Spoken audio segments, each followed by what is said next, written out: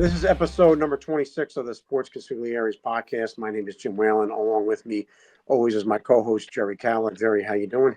Excellent, Jimmy. Excellent. Okay. I hope everybody had a great Thanksgiving.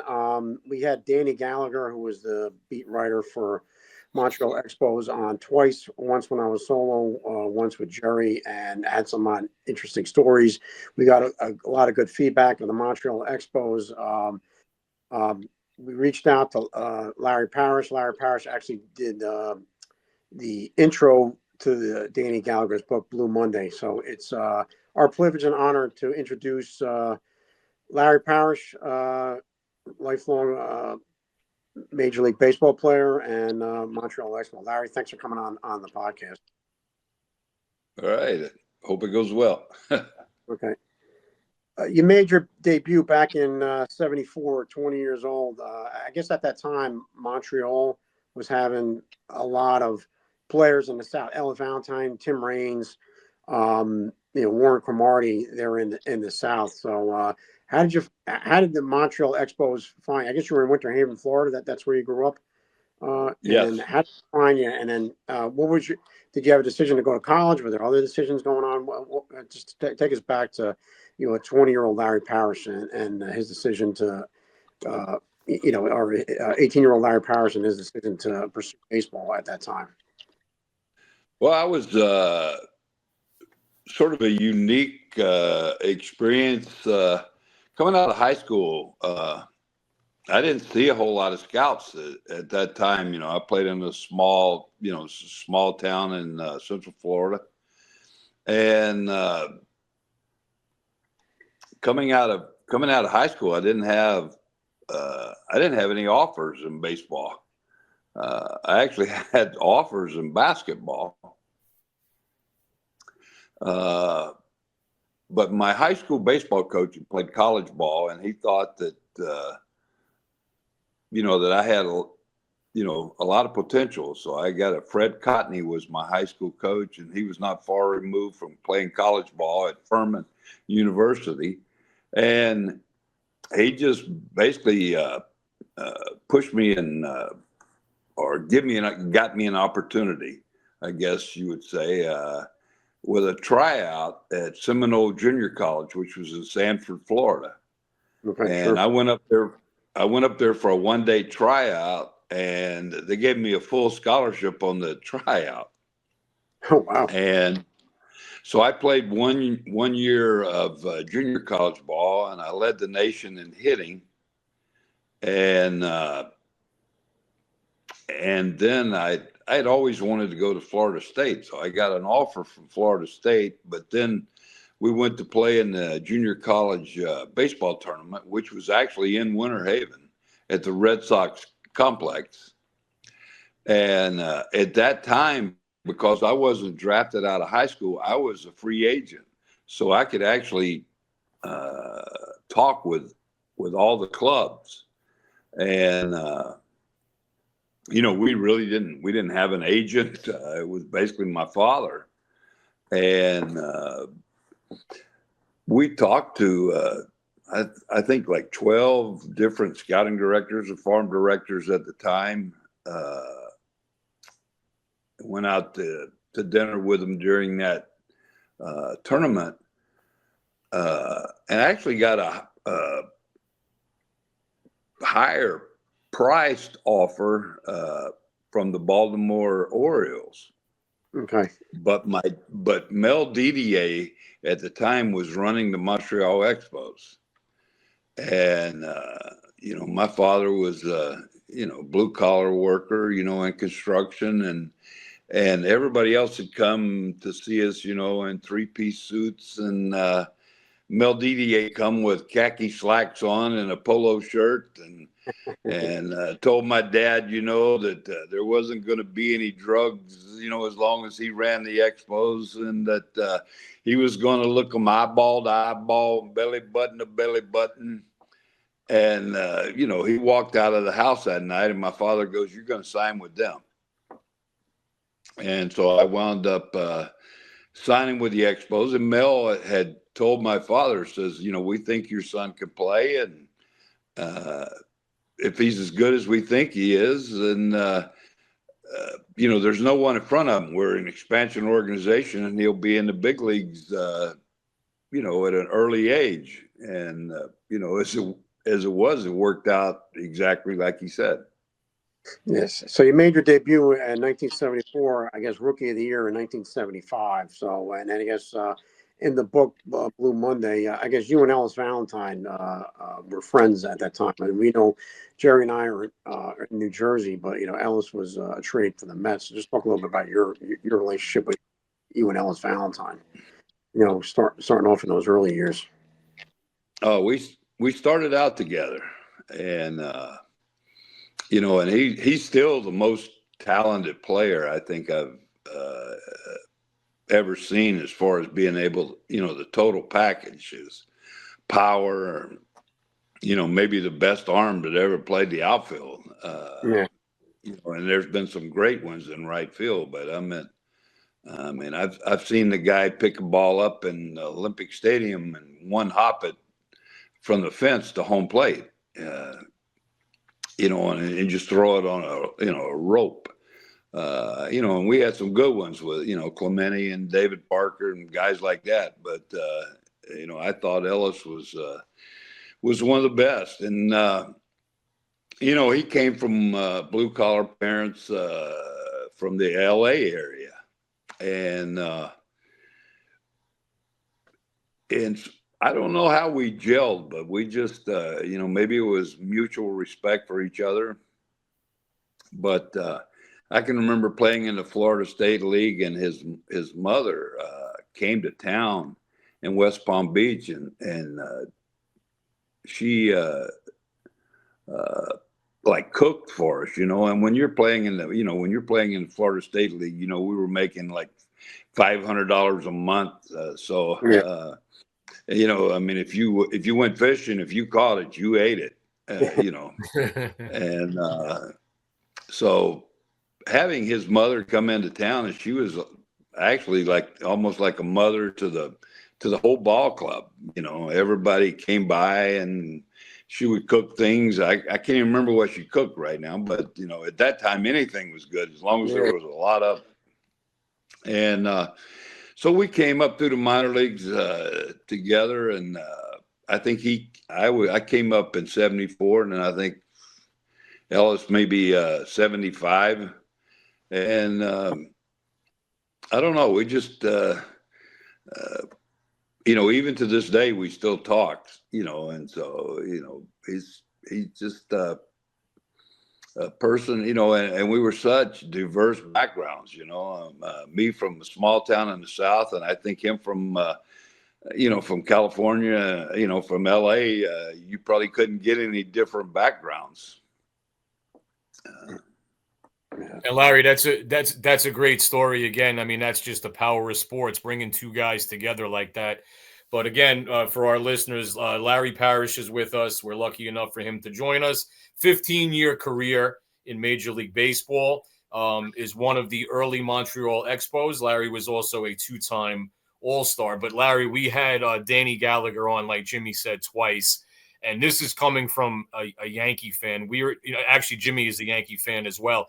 There's just something about the Expos that just has connected with us, going back to, the heydays. And, even now it's, obviously we're going to, we like to get back to the early years. But, when we had Danny on, we were talking about just the affinity and the affection that people still have to the Expos that day. So, you referenced Elvis Valentine, but just talk about, your experience. I mean, you played for 3 teams, and just talk about what made being a Montreal Expo so special. Well, first of all, as it was the club that I signed with. It's sort of like your first love as a girlfriend. You never forget them. And but I think for me, it was very unique, because I think it was it was because it was a different game, introduced to Montreal, which was predominantly hockey. And it was the city was, at the old ballpark, Park Jarrita set up above the city. There was the subway ran right to the ballpark. People could get off work and just take the subway right to the ballpark, and it was all part of a big park area there where there was pools and tennis courts and stuff in the background.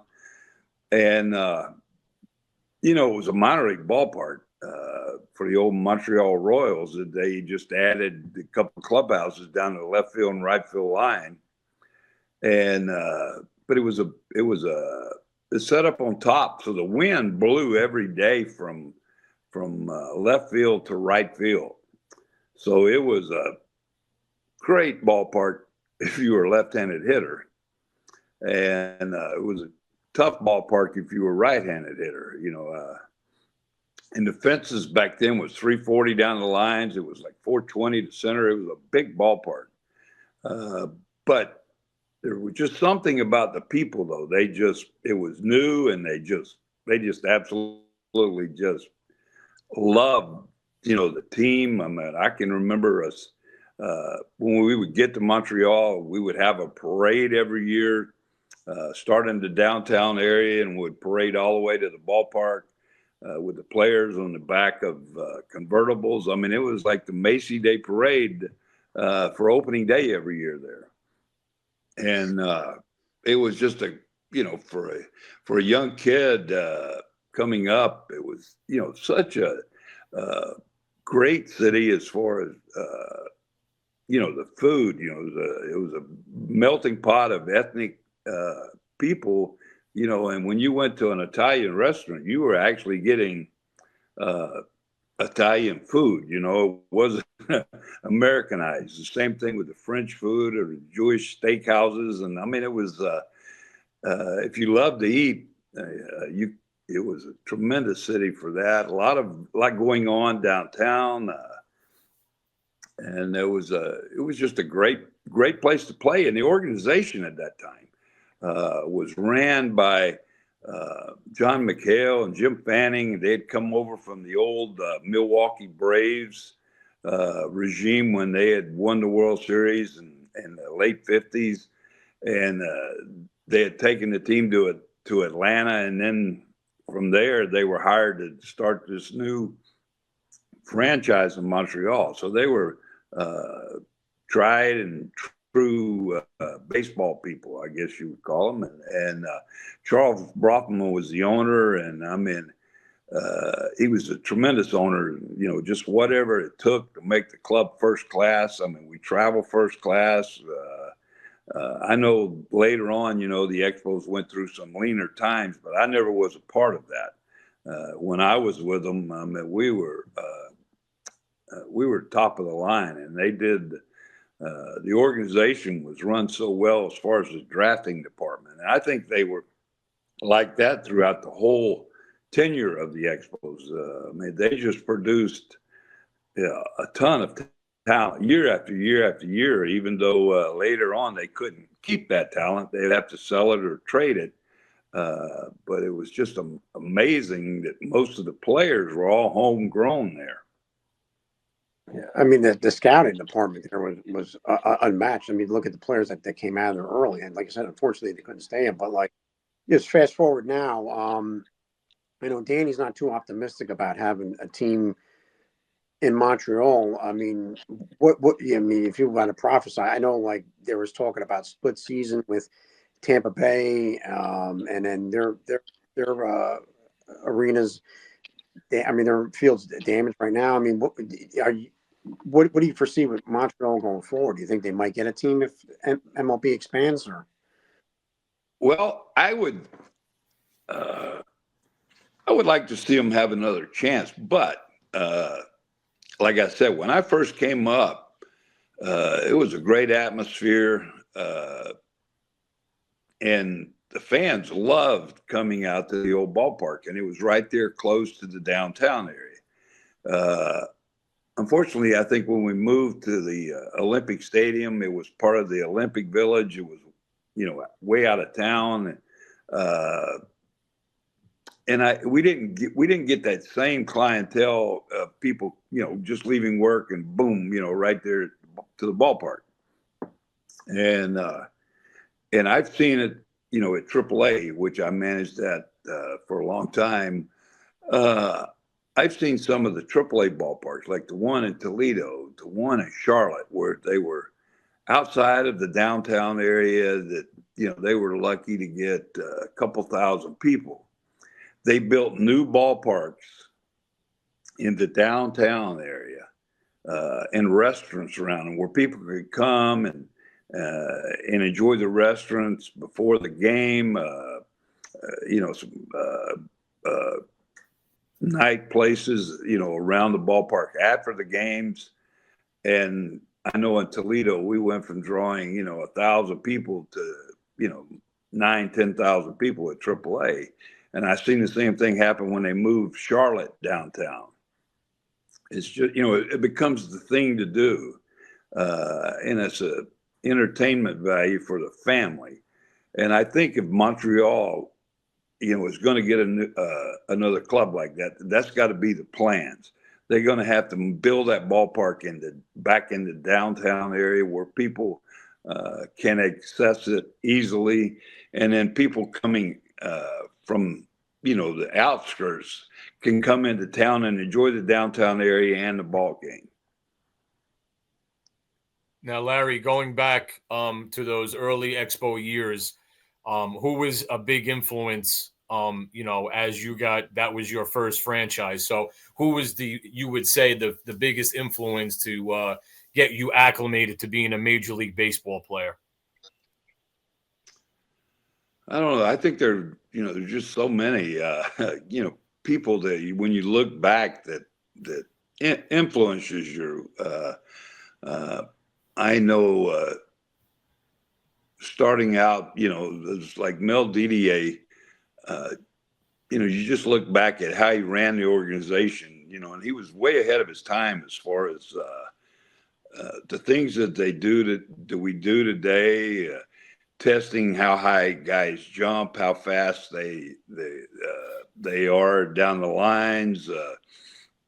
And we used to take the young talent, and he would draft athletes, and then he would actually, the Expo organization would actually move guys around in spring training and try you in the outfield. They would try you at a different position to see if that better suited you as far as being a major leaguer.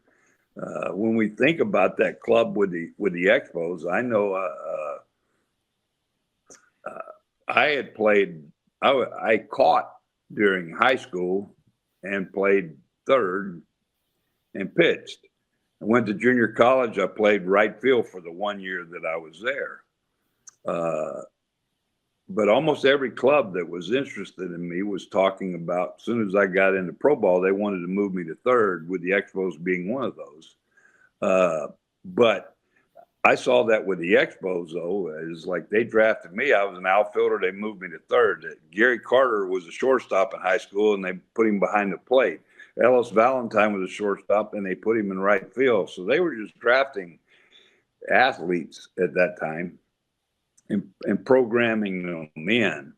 And so I think they did a great job as far as they had a lot of young coaches with a lot of energy. So they put the time in as far as working with you and just a lot of practice with the Expos at that time. A lot of, after, instructionally, I can remember, taking, 200 ground balls a day, and Walt Reniak, who was with wound up being a hitting coach with Boston, and Carl Keel and Lance Nichols, guys who was with the Expos at that time, they were just, seemed like they were tireless, but that's the way DDA was. And he expected his coaches to be that way.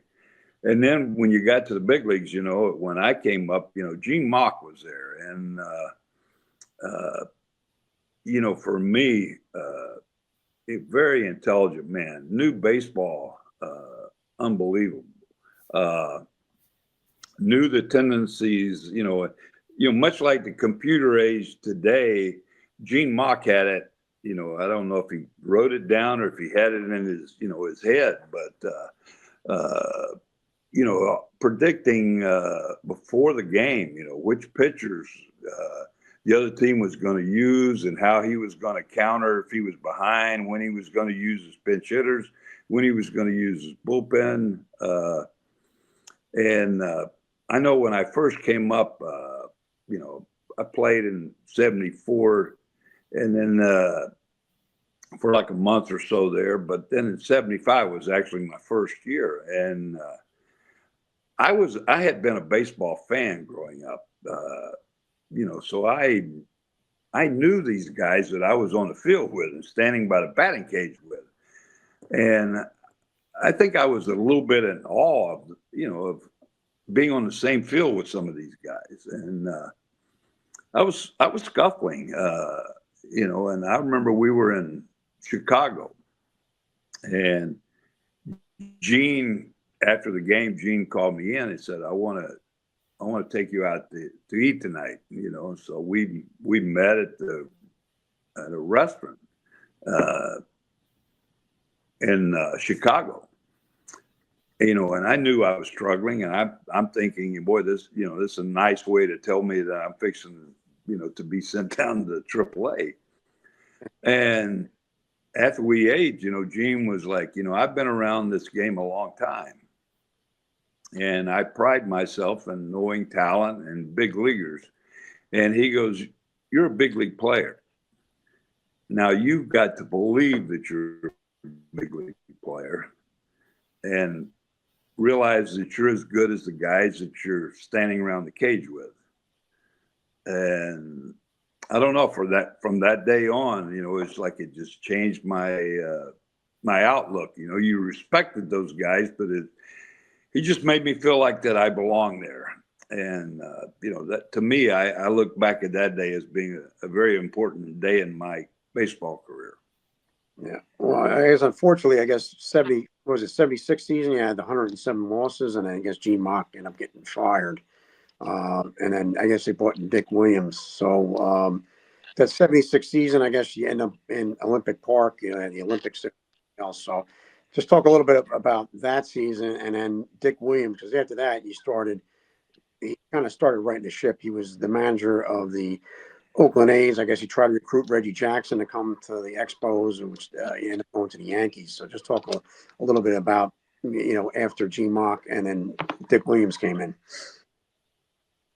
Yeah, I think, I managed for a long time in the minor leagues, and I think that, each of those guys, you take a little bit of what you like from them and you try to infuse, your own ways. And like I said, Gene was very, very astute as far as managing the X's and O's. But he didn't always get along with pitchers. He sort of looked at them like a little bit like Ted Williams did, that they were a necessary evil in the game that you had to deal with.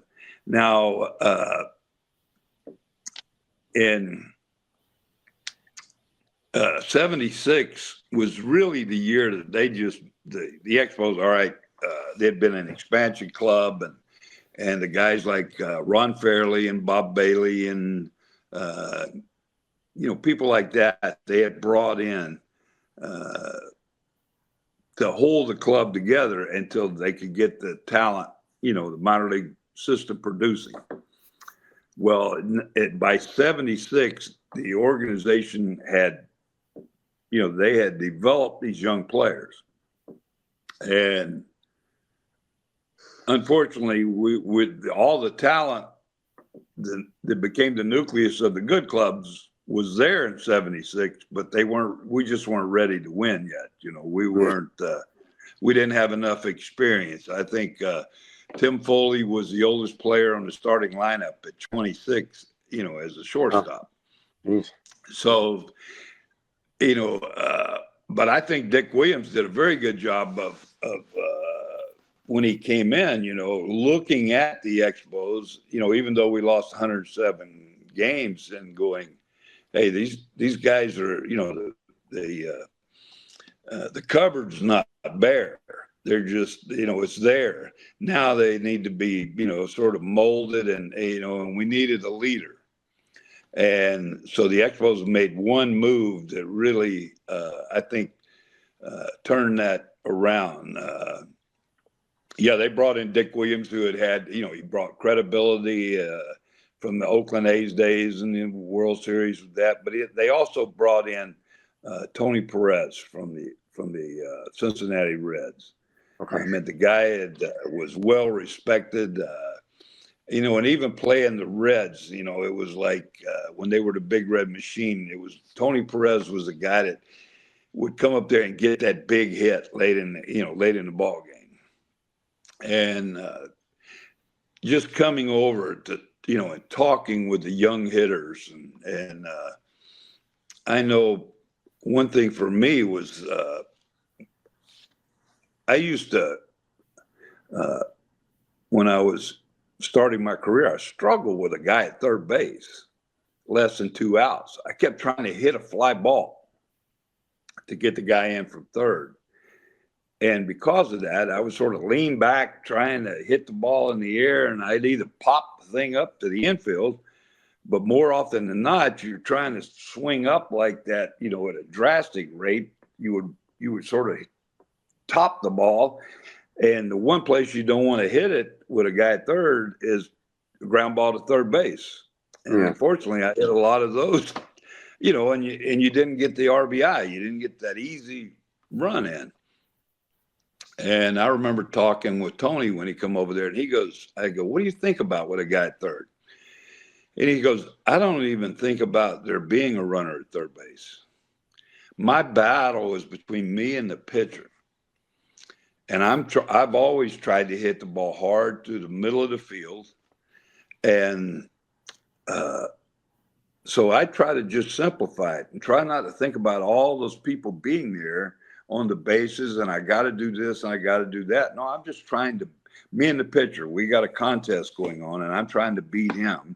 And most every fly ball that I hit when I'm hitting like that will be deep enough to score the guy from third base.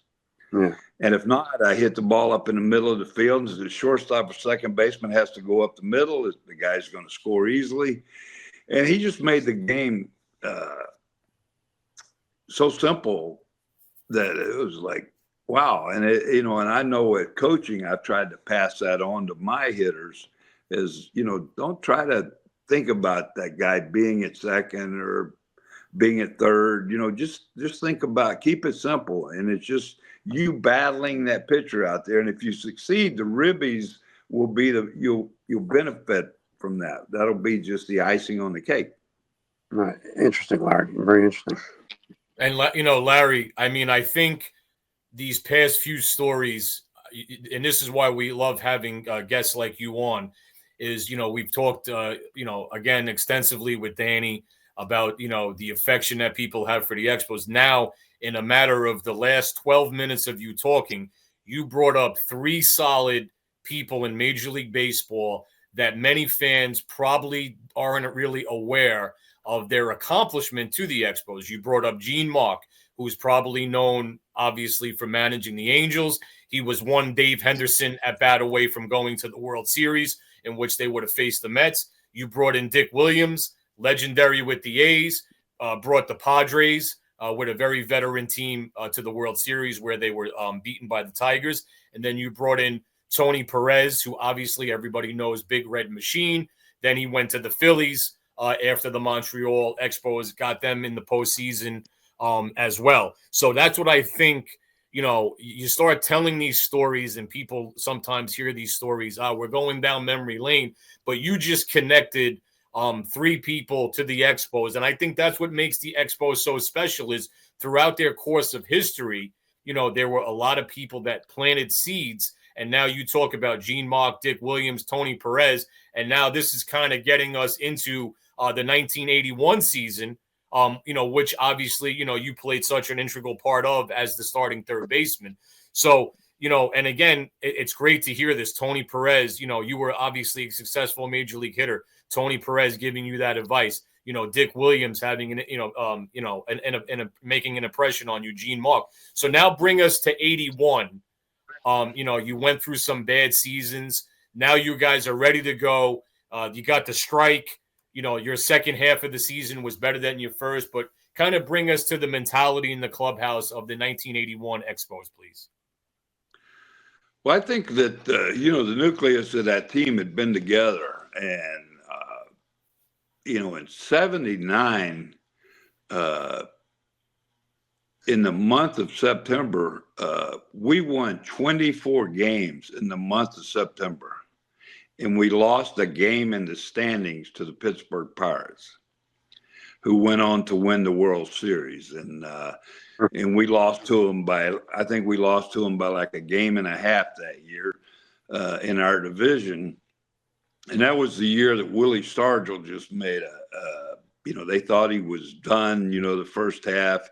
And then the second half of the season, he just went off, and just basically put that club on his shoulders. And, they went on to win the World Series that year. Well, the following year, we battled down to the last game of the season again, but it was against the Phillies this year, in that year, and they went on to win the World Series. So we felt like, we're only a game away 2 years in a row from getting a chance to play in the World Series. And so we had a lot of confidence in ourselves that we could compete with, it was like our division had won the last few World Series. So we felt like, we were sort of playing almost like in football now in the college, where everybody thinks the Southeastern Conference is, a premier football conference. Well, we felt like the Eastern Division in the National League was the toughest division to be playing in,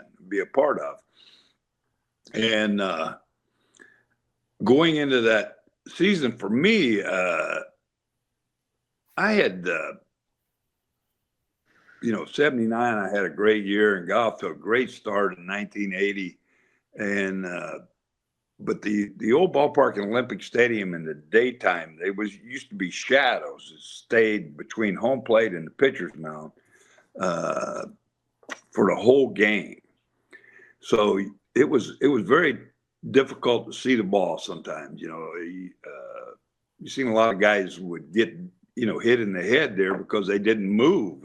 And a lot of it was because they just absolutely lost the ball. Well, I got hit in the, I was off to the best start I ever got off to, and Ed Whitson threw a ball, baseball. He threw a pitch up and in. I'd hit a slider for a double that at bat before. So he threw one, it wasn't really sort of a, just let you know that I'm out here, I don't want you leaning over the plate type pitch. Well, yeah. I didn't see it. I lost it. And I didn't see it till the last 3 feet. And, I jerked my left hand off the bat, but the ball hit my right hand, and it wound up breaking a bone in this part of my hand.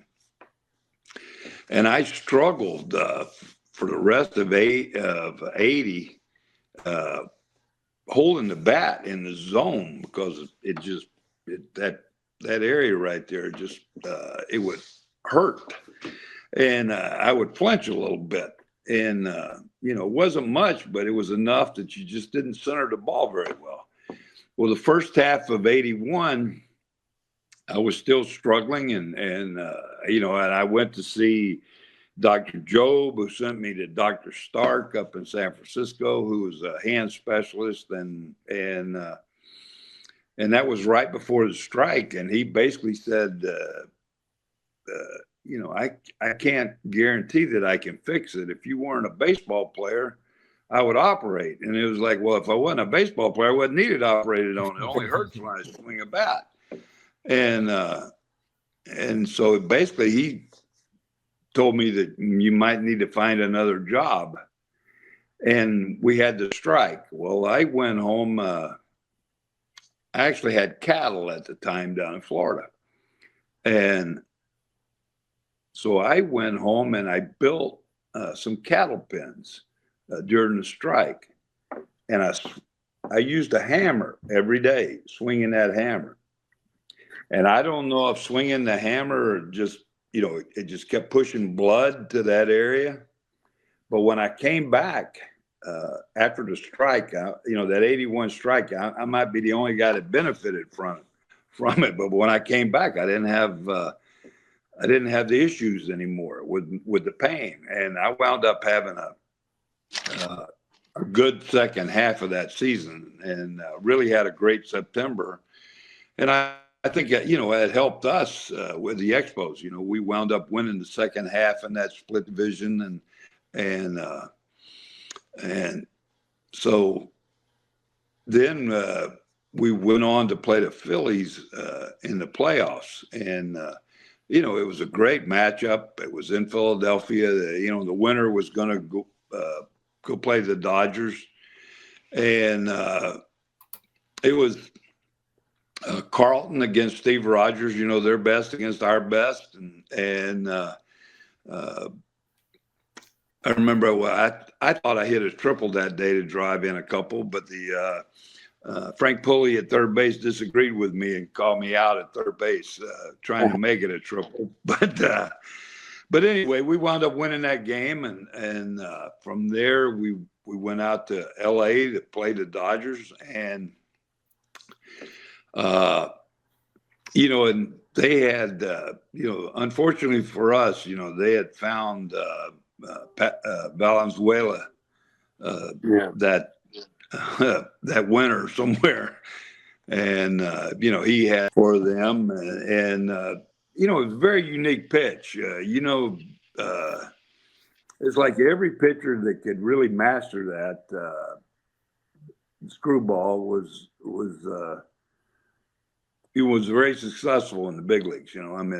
Going back to the Expos, one of their first closers was Mike Marshall, who had been a cast-off type guy. He pitched with a lot of different clubs, and he came up with a screwball and was, one of the top closers there for a number of years. And, Tug McGraw, very successful, in the bullpen throwing that pitch.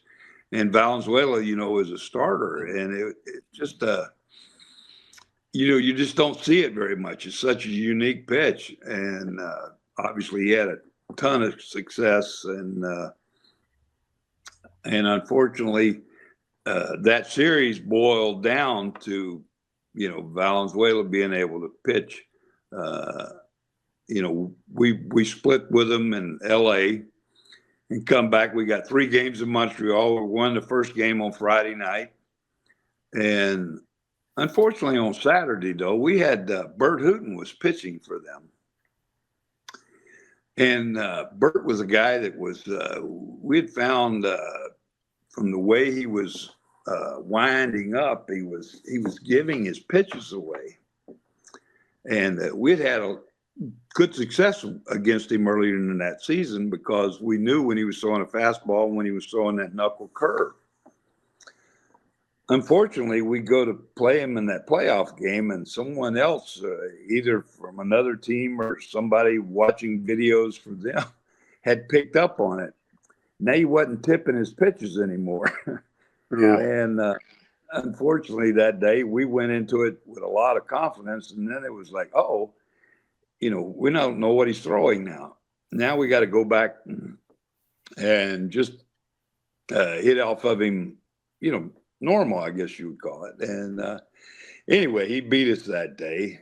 And but now on Sunday, though, we were going to face, if I'm not mistaken, Doug Rao, who was, a big league pitcher, but he wasn't Fernando Valenzuela.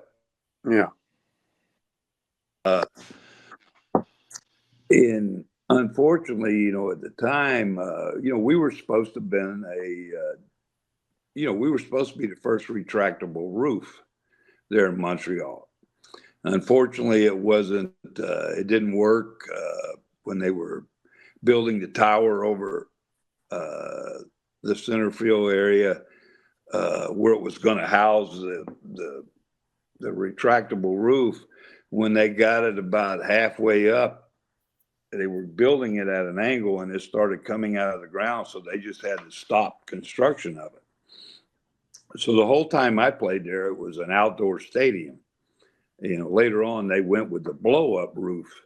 And if we would have had that at that time, we would have faced Doug Rowell that day instead of Fernando Valenzuela. And, who knows? But we didn't. So they had the rain out, and you guys played on Monday. So, and we played on Monday. And so Valenzuela was able to bounce, had more time in between, one more day. So he was able to pitch on that Monday. And I guess the crowd was in it on Sunday, and I guess Monday, like you said, a lot of working people in Montreal. The crowd wasn't. Yeah, so, it wasn't there, and it was and it was sort of a cold, obviously day that day, and the way the stadium was built up there was sort of oval, sort of egg shaped. And where the tower was going to be, the wind used to sort of come over that center field area and just sort of settle out there in the center field area. And you didn't see many balls go out. I mean, there just wasn't many home runs hit the center field during the course of the season then. And, we had Andre Dawson in center field who could, go track them, as good as anybody. So, you look back at that day and, I can still, it was like Monday hit the ball good. But when he hit it, it wasn't like, oh my gosh, that's out of here. It was like, you're thinking that, if Andre gets back there, he'll catch it. Yeah. And he kept going back, and then it disappeared over the wall, and it's like, but, and I can remember the ninth inning, we, I know, Carter walked and I came up and I wound up walking also, so we got runners at first and second, but 2 outs and I think Jim Fanning, I can't remember if he pinch hit Jerry White or if he was, I can't remember that, but I know that they brought Dave Stewart in to relieve Valenzuela at that point. And I think Jerry White was pinch hit, I think, but I'm not sure. But anyway, we had a chance. I mean, you're standing on first base thinking, all right, if he hits one in the gap, I'm scoring to win this game, and but he hit a ground ball to second, and that was it. And there again, the Dodgers went on to win the World Series that year. So, we just thought, we're one game, one pitch away from winning the World Series. Unfortunately, we never made it there. Yeah, because 81, the Dodgers beat the Yankees, and look at 2024, the Dodgers beat the Yankees last time they beat them. But just if you beat the Dodgers, you got past the Dodgers. I mean, and if anybody's listening to this, if you want a good book, Blue Monday, Larry Parrish wrote the intro for Danny Gallagher's. That it breaks down the whole season and everything else. But do you think you'd have a shot at the Yankees? Like, what would you think? How well you matched up with the? Because I guess imagine Montreal probably went bonkers if you guys made the World Series.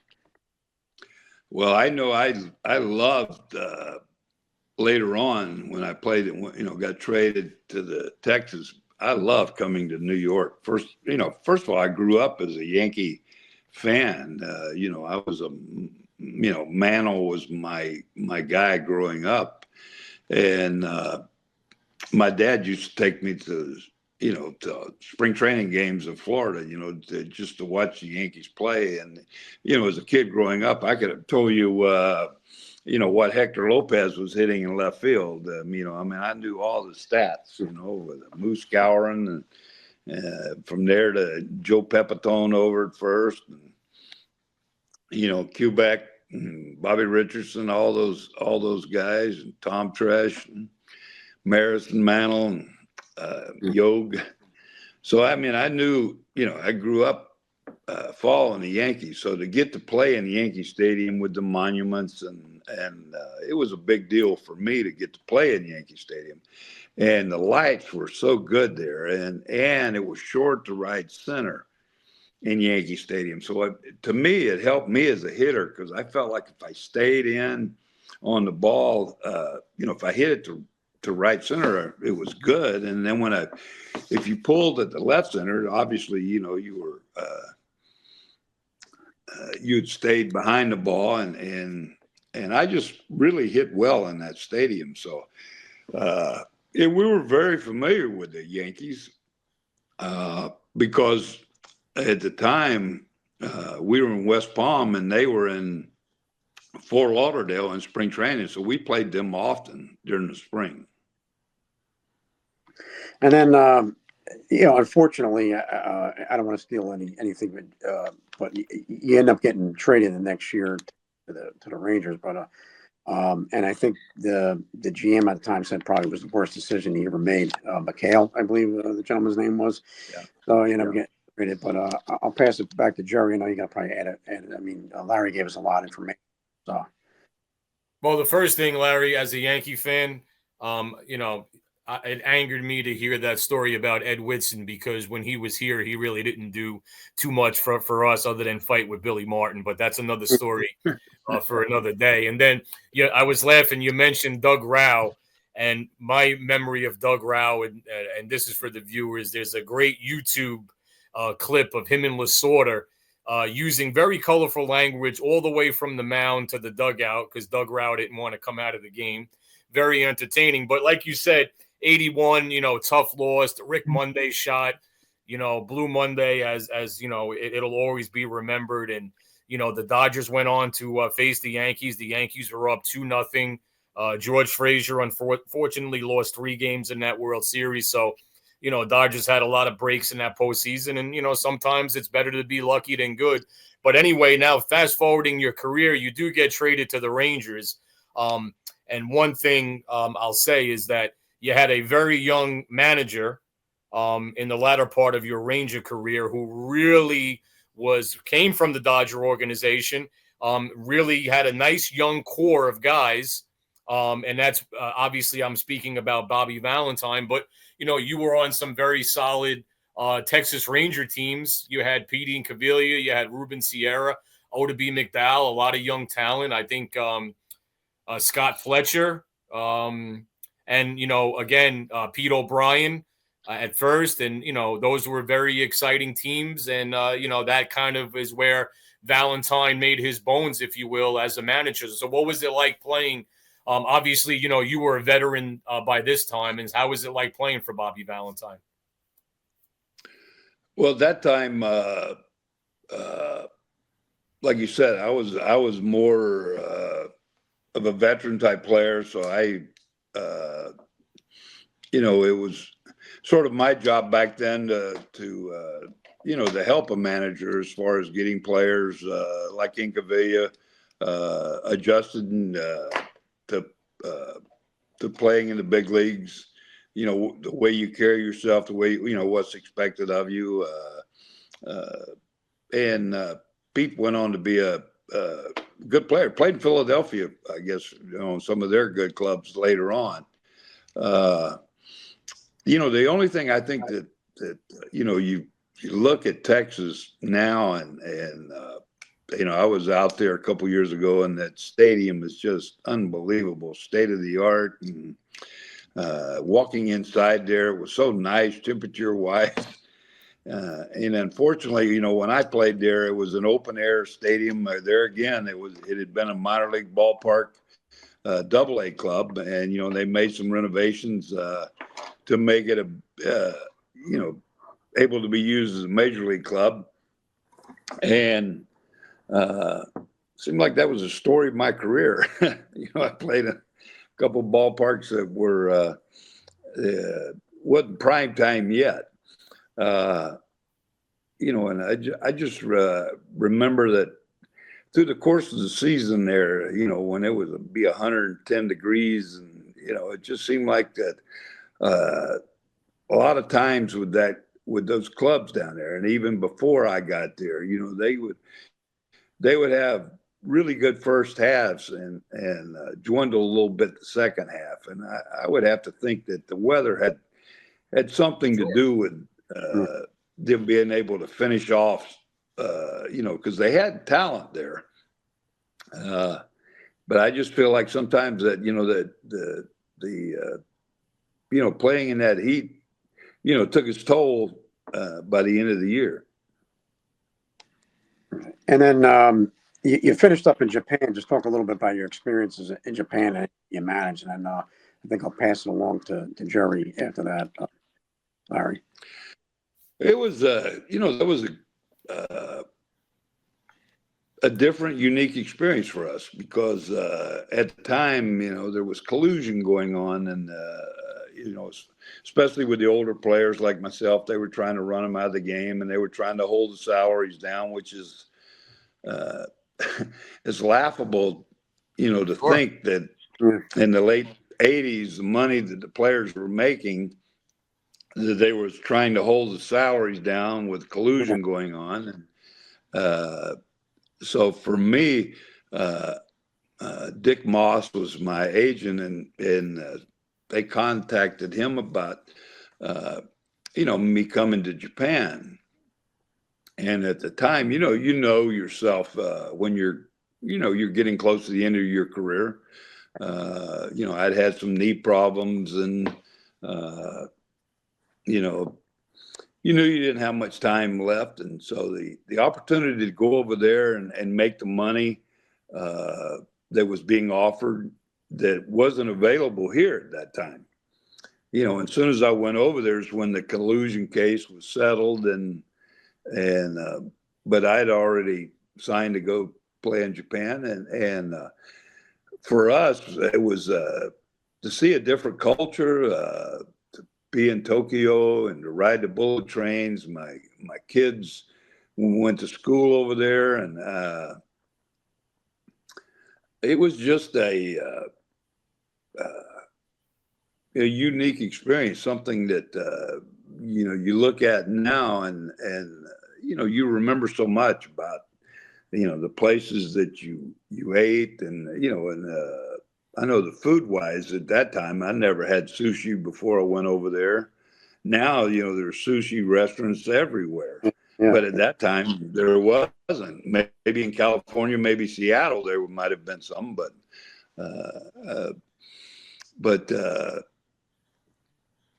so it was a different experience. We were treated well over there, and we just had nothing but good times, good things to say about our experience in Japan. And like I said, I played there 2 years, but it just got to the point where I didn't mind hitting anymore. I just didn't want to run anymore. Yeah. Yeah. Well, I'll pass this along to Jerry, but I can't thank you enough, Larry, for coming on and listen to the stories. Really, the detail else, I really can't. But if anybody's interested in more of this information, like I said, that Danny Gallagher has his book, Blue Monday, and then Jerry, I'll pass it along to you, and you can ask the last couple of questions to Larry. Well, Larry, again, like Jimmy said, thank you for coming on. We're at a point in our lives when a guest like you, with a great Major League Baseball career, we look back on. I call that my baseball card days. I caught the latter part of your Expo career, and then I caught, obviously, when you were on the Rangers, facing our Yankees. But I just want to say thanks for coming on. We spoke to Danny. Again, not to minimize your career, Larry played 15 years, like I said. You also managed the Tigers for 2 years. But again, we really wanted to have Larry on, and Larry did a great job of really drawing back to those early Expos years, through their great playoff run in 1981, the Expos, they're not around anymore, sadly, as we all know, but they still really touch people's emotions, and they play the string, if you will, in your heart. We had Danny on. Danny's a great resource, for the Expos. He still tweets out everybody's birthday that ever played for the Expos. And, for two Yankee fans, like I said, I have never really been captivated by another organization in any other sport that I'm a fan of, like the Expos, the history, the fans. You do these Expo conventions, the get-togethers, the crowds that you guys still draw. And again, thanks for coming on. And I know we probably made Danny happy. The three of us made Danny happy after he listens to this Expos, because as you know, there's probably nobody more passionate about the Montreal Expos than Danny Gallagher. So again, thanks for coming on, Larry. Any final final parting words for us? Well, I just, it's great to reminisce and go back to those years, and they're great memories for me, and I hope that people enjoy listening to them. Thanks again, Larry, and I'm sure we will. Like I said, I'm going to close things out. We had you on. I mean, again, it's not often we push an hour with a lot of guests, but like you said, there's nothing like going down memory lane, particularly in Major League Baseball. So again, for Jimmy, I'm Jerry. We'll have another episode soon, And once again, Larry Parrish, 15-year vet, Montreal Expo, Texas Ranger, two-time All-Star, and ex-manager of the Detroit Tigers. Take care, everybody. We'll catch you soon.